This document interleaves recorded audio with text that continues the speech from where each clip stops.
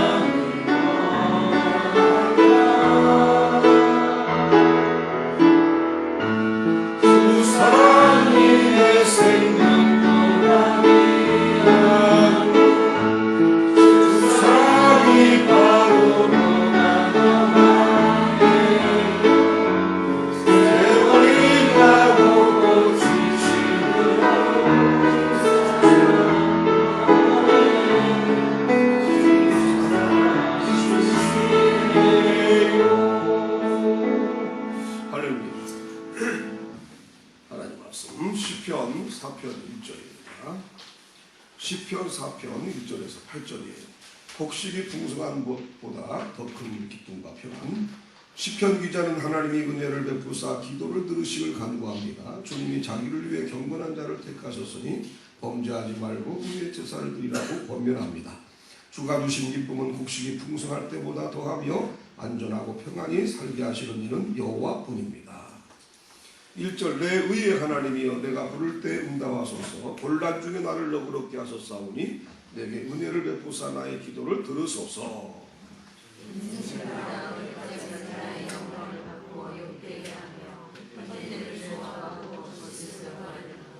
여호와께서 자기를 위하여 경건한 자를 택하신 줄 너희가 알지어다. 내가 그를 부를 때 여호와께서 들으시도다.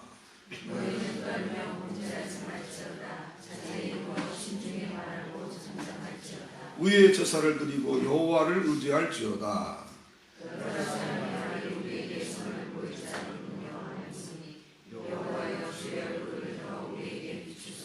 주께서 내 마음에 두신 기쁨은 그들의 곡식과 새 포도주가 풍성할 때보다 더하니이다.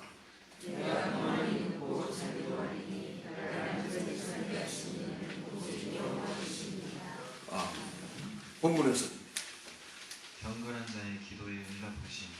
환난을 겪을 때 성도의 선택은 언제나 하나님이어야 합니다. 과거의 환난 가운데 도우셨던 하나님은 지금도 우리가 그분의 이름을 부를 때 응답하시고 도우십니다. 대적자들이 거짓말을 하고 음모를 꾸미고 조롱하고 하나님의 이름을 욕되게 해도 하나님을 바라보고 그분의 이름을 부르는 것이 믿음의 선택입니다.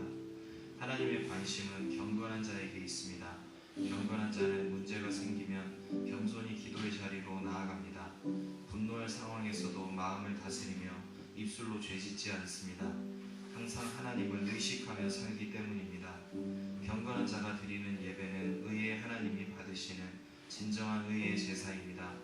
하나님은 경건한 자의 부르짖음에 응답하시고 모든 것을 합력해 선을 이루십니다. 시편 기자는 하나님이 그분을 위해 어떠한 자를 택하셨다고 말하나요? 하나님과 사람 앞에서 입술로 죄짓지 않도록 주의해야 하는 일은 무엇인가요? 불신의 풍랑 속에서 평안한 자. 하나님이 주시는 은혜의 기쁨, 구속의 기쁨은 세상의 기쁨과 비교할 수 없습니다. 시편 기자는 과거의 경험을 기억하며 다시 하나님을 신뢰하고자 하지만 세상은 여전히 하나님보다 세상의 유익이 더 가치 있다고 현혹합니다. 그러나 시편 기자는 어두운 마음에 하나님을 아는 빛을 비추어 주시기를 간구합니다. 하나님의 은혜를 경험한 성도는 은혜의 기쁨이 세상이 주는 풍요보다 더 크다는 것을 잘 압니다. 그래서 하나님보다 더 강하고 안전해 보이는 것들에 속지 않습니다. 또한 하나님이 주시는 구속의 기쁨을 이미 맛보았기에 환난의 두려움이나 불신앙의 유혹 속에서도 평안할 수 있습니다. 하나님은 우리에게 항상 평안과 미래와 희망을 주시고자 합니다. 시편 기자가 어떤 상황 속에서도 기뻐하며 평안히 누워 잘 수 있었던 이유는 무엇인가요? 기쁨을 잃었거나 밤잠을 설친다면 그 원인은 무엇인가요? 참 기쁨과 평안을 회복하려면 어떻게 해야 할까요? 오늘의 기도. 영원히 권고한 날 하나님이 제게 베푸셨던 은혜를 세워보는 지혜를 주소서. 그날의 하나님이 바로 지금 여기서 저와 함께 하심을 믿습니다. 경건한 자에게 선을 보이시는 주님을 예비하는 기쁨이 오늘 저의 양식이 되게 하소서. 아멘. 자, 시편 4편은 역시 다윗의 시입니다. 그래서 시편 3편이 아침에 드리는 기도라면 시편 4편은 저녁에 드리는 기도예요. 이것은 이제 다윗이 아들 압살롬의 모반에 의해서 예루살렘에서 쫓겨난 후에 이틀째 저녁에 지은 시입니다. 그러니까 이 다윗이 지금 얼마나 마음이 곤고하고 힘들고 충격적이었어요. 그래서 이 다윗이 아들 압살롬에 의해서 쫓겨난 다음에 이틀째 저녁에 하나님께 드린 기도가 오늘 시편 4편의 이 기도문이라는 걸 우리가 먼저 인식을 해야 됩니다. 자, 어쨌든 다윗은 사람에게 쫓겨났지만은 하나님의 품에 안겼죠. 결국 다윗의 결론은 뭐냐? 기도입니다. 기도. 하나님을 의지하는 기도를 통하여 다윗은 다시 구출을 받고 회복이 되고 또 왕좌에 오르게 되고 하나님의 축복 가운데 형통한 삶을 살게 되죠. 그래서 이 다윗의 이 기도가 가치가 있는 것입니다. 여러분, 다윗의 기도가 우리의 기도가 되기를 바라고 다윗처럼 하나님으로부터 은혜를 받고 응답을 받고 환난에서 벗어나 축복받고 형통한 역사가 여러분에게 주어지기를 바랍니다. 자, 1절에 보니까 내 의의 하나님이여 내가 어떻게 할 때에 부를 때에 응답하소서 곤란 중에 나를 너그럽게 하소서하오니 내게 은혜를 베푸사 나의 기도를 들으소서. 이 곤란 중에 나를 너그럽게 하소서하오니 하는 것은 과거형이에요. 그러니까 다윗이 그동안 인생을 살아오면서 비단 그 압살롬에 의해서 쫓겨다니는 신세만 된 것이 아니라 예전에도 사울 왕이 자기를 또 죽이려고 했죠. 등등. 다윗은 인생을 살아오면서 많은 환난과 시련을 겪었습니다. 그럴 때마다 하나님을 의지했고 하나님은 과거에도 자기를 곤란 중에서 너그럽게 하소서하오니 이렇게 고백하거든요. 어떤 곤란한 환경에서도 하나님은 자기를 구원해 주셨다는 고백을 하고 있는 거예요. 그러므로 앞으로도 하나님이 나를 어떤 환난과 시련 가운데서 건져주실 것을 믿습니다. 내 기도를 들으시고 나를 세워주실 것을 믿습니다. 이렇게 기도를 드리고 있는 거예요. 우리도요, 현재 상황이 어렵고 현재 상황이 괴롭다면 과거를 돌이켜봐야 돼요. 과거에 하나님이 나에게 어떤 은혜를 주셨는가, 나에게 어떤 힘을 주시고 어떻게 나를 세워주시고 이끌어오셨는가를 늘 되새김질을 하면 하나님이 장래에도 나를 세워주시고 장래에도 나에게 은혜를 주시고 복을 주시리라. 형통자리라는 것을 우리가 분명히 깨달을 수 있는 거예요. 여러분, 과거를 잊지 마시기 바랍니다. 과거에 나를 도우신 하나님 잊지 마세요. 저는 오늘 새벽에도 지금 1시간 이상 기도하고 내려왔는데요, 그런 생각이 들더라고요. 야, 우리 교회 마당에 복개밭이 된 거, 또 저렇게 또 계단이 세워진 거 등등, 이 교회가 전혀 건축비가 없을 때에 하나님이 갑자기 한 사람을 보내서 이 교회를 지어주신 거, 이런 초자연적인 기적을 몇 가지 생각하니까 힘이 나는 거예요. 그렇구나, 하나님은 나에게 전능하신 분이구나. 하나님은 나의 기도를 들으시는 분이구나. 하나님은 반드시 역사하시는 분이구나. 여러분, 이 하나님이 우리의 하나님이에요. 그래서 내게 은혜를 베푸사 나의 기도를 들으소서. 이 다윗이 나의 기도를 들어달라고 기도하는 거예요. 지금은 아들 압살롬에 의해서 그 일당에 의해서 쫓겨다니는 신세가 되고 왕자에서 내려와서 예루살렘 밖으로 나와서 그 거친 들에서 신음하는 그런 상황이지만 하나님이 나에게 은혜를 주셔서 나를 건져주실 줄로 믿습니다. 이렇게 기도하고 있는 거예요. 2절에 보니까 인생들아 어느 때까지 나의 영광을 바꾸어 욕되게 하며 헛된 일을 좋아하고 거짓을 구하려는가. 여호와께서 자기를 위하여 경건한 자를 택하신 줄 너희가 알지어다. 내가 그를 부를 때 여호와께서 들으시로다. 너희는 떨며 범죄하지 말지어다. 자리에 누워 심중에 말하고 잠잠할지어다. 우리의 제사를 드리고 여호와를 의지할지어다. 아멘. 그래서 우리는 어려울수록 범죄하면 안 돼요. 어려울수록 하나님 향해 원망하고 하나님을 향해 불평을 쏟아놓고 어려울수록 범죄하면 안 됩니다. 오히려 힘들고 어렵고 고난의 환경에서 의의 제사를 드려야 돼요. 하나님 말씀에 더 순종하고 더 기도하고 하나님 앞에서 더 바르고 정직하게 하나님께 나아가면 하나님이 기뻐하십니다. 여호와를 전적으로 의지해야 돼요. 환난과 시련 앞에서 하나님이 정말 계신가, 나와 동행하시는가, 이런 의구심을 가지면 안 돼요. 어려운 가운데서 더 의의 제사를 드리고 더 여호와를 의지해야 됩니다. 그러니까 더 예배 잘 드리고 더 열심히 기도하고 더 하나님께 부르짖는 하나님 품에 깊숙이 파고드는 우리가 되어야 됩니다. 여러분, 우리 어릴 때 기억하잖아요. 한여름에 천둥번개가 치잖아요. 얼마나 무서워요. 그때 우리는 누구 품에 안깁니까? 어머니 품에 안기잖아요. 그 어릴 때는 그게 무서우니까요.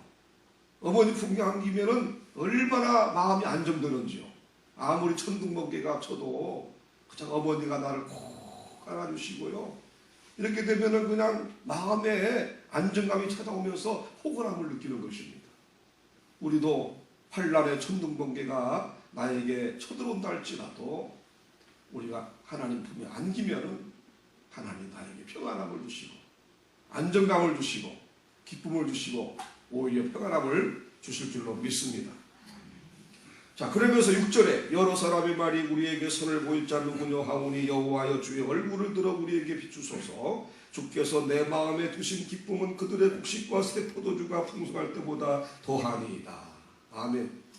오늘날 사람들은요, 새 포도주를 구하고 곡식을 구해요. 이런 것들이 평안을 줄 줄 알아요. 그게 아니잖아요. 아무리 많은 재물을 가지고 있고 강력한 권력을 가지고 있어도 그것이 나에게 참된 평안을 주는 게 아니거든요. 그게 나에게 진정한 기쁨이 아니에요. 나의 참된 기쁨은 하나님이십니다. 하나님 아버지가 나에게 기쁨이에요. 여러분, 이것을 잊지 마시기를 바라요. 하나님이 내 마음에 기쁨을 두셨대요.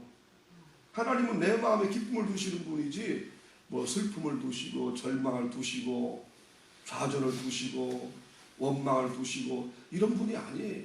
하나님이 내 마음에 두시는 것은 기쁨입니다. 기쁨 중에서 참된 기쁨이에요. 여러분, 하나님이 주시는 기쁨을 가지고 사시길 바라요.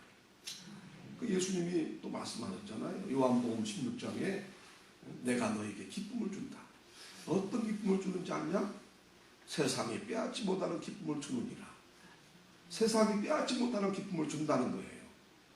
참, 여러분, 우리가 이런 기쁨을 누리고 산다는 것이 얼마나 감사한 일이에요. 그러니까 곡식과 새 포도주가 풍성할 때보다도 하나님이 내 마음에 기쁨을 주실 때에 우리는 거기서 더 행복감을 느끼면서 살아갈 수 있는 것입니다. 그리고 하나님은 우리에게 곡식도 주시고 포도주도 주시는 거예요. 오직 하나님을 전적으로 의지하시기를 바랍니다. 우리 교회 부목사님으로 계셨던 박인선 목사님이 화요일날 저를 찾아왔어요. 종종 찾아오지만 11월 1일 날이네요. 저녁에 찾아와서 제가 이제 만나서 대화를 하는데, 하여튼 뭐 기도를 부탁한 내용이죠. 그리고 이제 앞으로 또 개척을 할 예정이라고 이렇게 하면서 만나서 좋은 대화도 많이 나눴어요. 그런데 우리 교회에 있었던 부목사라서 그런지 더 관심이 가고 또 사랑이 가고 또 애정이 가고 이래요. 그 개척을 해도 어떻게 해야 되는가 이러면서 제가 조언도 많이 해주고요, 격려도 많이 하고 이렇게 했습니다. 그런데 이제 그 이효리 사모님이 지금 유방암이거든요. 그래서 항암 치료를 받고 있고 다음 주에 이제 병원에서 이제 유방암 수술을 합니다. 부목사로서 얼마나 힘들겠어요. 또 경제적으로도 힘든데 또 사모님이 또 항암 치료까지 하고 수술까지 하고 그러니까 치료비도 얼마나 많이 들겠습니까? 알고 보니까 수술비가 뭐 1,000만 원에다가 뭐 항암 치료비가 또 250만 원 들어갔다는 얘기도 있고 뭐 이렇게 드는데 그 참 안타깝다. 이런 와중에 또 개척을 한다고 하니까 아유 참 사모님이 이거 건강치 않은데 어떻게 개척을 할 것인가 이런 제가 마음 안타까움을 가지고 또 기도해주고 이렇게 했는데 근데 놀라운 일이 났어요. 어저께 제가 월드비전 회의에 갔다가 우리 박인선 목사님을 얘기를 했어요. 월드비전에다가 사모님이 유방암이고 이거 어려운데 또 아들이 지금 3명인데 고등학생, 중학생, 또 초등학생 좀 생활이 어렵다. 자, 이렇게 얘기를 했는데 결과적으로 이제 당장 결정이 났어요. 월드비전에서 박인선 목사님 가정 500만 원을 지원해 주기로 결정이 났어요. 참 생각지 않았던 거거든요. 보니까 하나님이 그 가정에 은혜 주시는 거예요. 사모님 뭐 유방암 걸려서 치료비도 많이 들어가고 이렇게 하는데 참 앞으로도 또 이제 또 도움이 더 갈지 모르죠. 그건 모르겠지만은 어쨌든 일단은 500만 원 이렇게 지원을 해주기로 했고 이것은 온전히 하나님의 은혜와 사랑이라고 생각이 됩니다. 네. 참 그래서 이훈희 사모님이 그런 얘기를 해요. 목사님 사랑절교회 가서 제가 기도 좀 해도 돼요? 많이 해도 돼요? 자주 가도 돼요? 아이 오라고 그랬죠. 때로 여기 지금 밤에 혼자 와가지고 여기서 기도하고 간다는 거예요. 하나님이 그 사모님의 기도를 기뻐하시고 은혜를 주신 줄로 믿습니다. 그러니까 여러분 저 박인선 목사님 또 이윤희 사모님 위해서 기도 많이 해주시기 바래요. 기도할 때 하나님이 곡식도 주시고 세포도 주시고 그러니까 제가 상상해봤어요. 우리 저 두 양반이 얼마나 어젯밤에 기뻐했을까, 하나님 은혜에 감사했을까, 뭐 이런 상상도 해봤지만 당연히 그렇겠죠. 생각지 않았던 그런 일이 생겼으니까 그 기적이 아니겠어요. 하나님 그래서 참 너무나 좋으신 분이고 우리가 하나님께 기도 열심히 하면 하나님은 내 마음에 기쁨을 넣어주시고 곡식도 주시고 세포도 주시고 풍성하게 주신다는 것을 이 지금 다윗이 고백을 하고 있어요. 실제로 다윗이 그랬어요, 안 그랬어요? 그랬지요. 훗날 다윗은요 왕좌를 회복해요. 그리고 더 강력한 군주가 되고 다윗 치세에 이스라엘 영토를 제일 많이 넓힙니다. 참 그래서 위대한 믿음의 영웅이 되는 거죠. 지금 당장은 힘들고 어렵고 절망적이지만은 그가 여호와를 의지하고 여호와를 찾았다는 것이 얼마나 이게 큰 아름다운 모습인지 우리도 이 다윗의 모습을 갖기 바랍니다. 어려울수록 힘들수록 절망적인 상황일수록 더 하나님 품에 파고들어서 하나님께 간구하고 하나님을 의지하고 하나님만 바라보고 나아간다면은 내가 생각지 않았던 은혜를 주시고 전능하신 하나님의 능력이 우리 가정에 들어올 줄로 믿습니다. 그래서 여기 8절에 보니까 내가 평안히 눕고 자기도 아리니 나를 안전히 살게 하시는 일은 오직 어떻게 해요? 여호와이시니이다. 아멘. 근데 우리가 이제 이해가 안 되는 거예요. 지금 다윗은요, 아들 압살롬에게 이 반역을 당해서 이제 왕좌에서 내려와서 예루살렘에서 쫓겨난 상태로 지금 들에서 이렇게 누워 있는 거예요. 근데 어떻게, 그것도 뭐 이틀째입니다. 쫓겨난 지 이틀째예요. 그런데 어떻게 해요? 내가 평안히 눕고 자기도 하리니. 지금 다윗은 말이죠, 고백하는 거예요. 거친 광야에서 평안히 누워서 자겠다는 거예요. 이게 위대한 믿음의 힘인 것입니다. 그래서 믿는 사람은요, 감옥에 들어가도 천국인 것입니다. 사도 바울도 감옥에 들어가서 천국을 누렸잖아요. 감옥에 들어가서 뭐라고 편지를 썼어요? 기뻐하고 기뻐하라. 내가 다시 말하노니 기뻐하라. 아니, 감옥에 들어간 사람이 어떻게 밖에 있는 사람들에게 기뻐하고 기뻐하고 또 기뻐하라고 그래요. 얼마나 절망적이겠어요. 그런데 이 다윗은요, 이렇게 비참한 상황에서도, 비극적인 상황에서도 내가 평안히 눕고 자기도 하리니 나를 안전히 살게 하시는 이는 오직 어떻게 해요? 여호와이십니다. 이 하나님 의지한다는 것이 이렇게 강력한 능력이 있는 것입니다. 승리하시기를 주님의 이름으로 축원합니다. 하나님 감사합니다. 다윗은 아들 압살롬에게 왕자를 빼앗기고 거친 강화에 나와서 너무나 힘들고 어려웠지만은 그럴수록 더 하나님께 의지하고 하나님께 기도를 드림으로 말미암아 그의 마음은 참 기쁨을 얻었습니다. 오히려 거친 광야에서도 평안히 눕고 자겠다고 고백합니다. 나를 안전히 살게 하시는 이는 오직 여호와이시니라. 이 고백이 우리의 고백이 되게 하여 주시옵소서. 우리가 어떤 고난과 시련과 역경 가운데서도 오히려 더욱더 하나님께 의의 제사를 드리게 하시고 여호와를 의지하는 믿음의 사람이 되게 하여 주시어서 하나님 베푸시는 기적 가운데 반드시 성공하는 삶을 살게 하여 주시옵소서. 이 새벽에도 기도합니다. 저들의 간구에 응답해 주시고 새벽에 일할 같이 하루가 잘 되게 하시고 주님과 동행하는 복된 날이 되게 하여 주옵소서. 감사드리옵고 예수님 이름으로 기도드리옵나이다. 아멘. 주 하나님의